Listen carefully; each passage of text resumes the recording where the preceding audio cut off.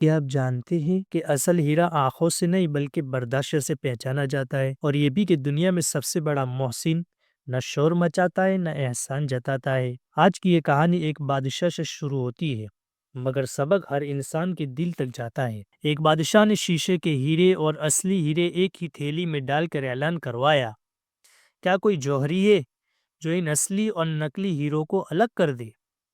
اگر وہ کامیاب ہوا تو اسے انعام دیا جائے گا، اور اگر وہ ناکام ہوا تو اس کی گردن اڑا دی جائے گی۔ 12 ماہر جوہری آئے، 12 کے 12 ناکام ہوئے، اور 12 کے 12 زندگی سے ہاتھ دھو بیٹھے، کیونکہ شیشے کے ہیرے اتنی مہارت سے تراشے گئے تھے کہ آنکھ دھوکہ کھا جاتی تھی۔ اسی دوران ایک اندھا شخص دربار میں حاضر ہوا۔ بادشاہ نے تنزیہ لفظ سے کہا، تم جنہیں نظر ہی نہیں آتا؟ اندھے شخص نے سکون سے کہا، جہاں آنکھیں ناکام ہو جائے وہاں عقل کام آتی ہے۔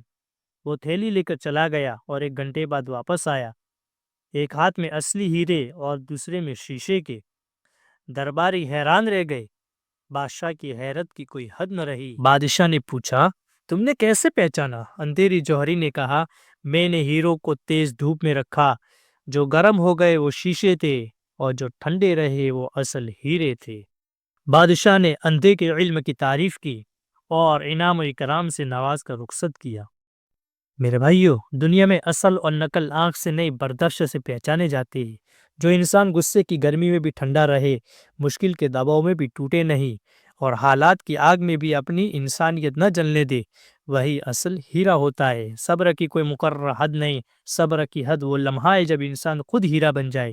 جب انسان ہیرا بن جاتا ہے تو پھر نہ تانا چپتا ہے، نہ ظلم جلاتا ہے، نہ نفرت اثر کرتی ہے۔ درخت اور ماں ہمیں سکھاتے ہیں کہ خاموشی میں عظمت ہے، دنیا میں سکون ہے، اور محبت میں طاقت ہے۔ جو انسان بغیر جتائے دے، بغیر بولے سہ لے، اور بغیر بدلے چاہے، دنیا اس کے لیے بے ضرر ہو جاتی ہے، اور وہ دنیا کے لیے رحمت بن جاتا ہے۔ اللہ تبارک و تعالی ہم سب کو اس پر عمل کرنے کی توفیق عطا فرمائے، اپنے اندر برداشت کی قوت پیدا کرنے کی توفیق عطا فرمائے۔ وما علینا الا البلاغ۔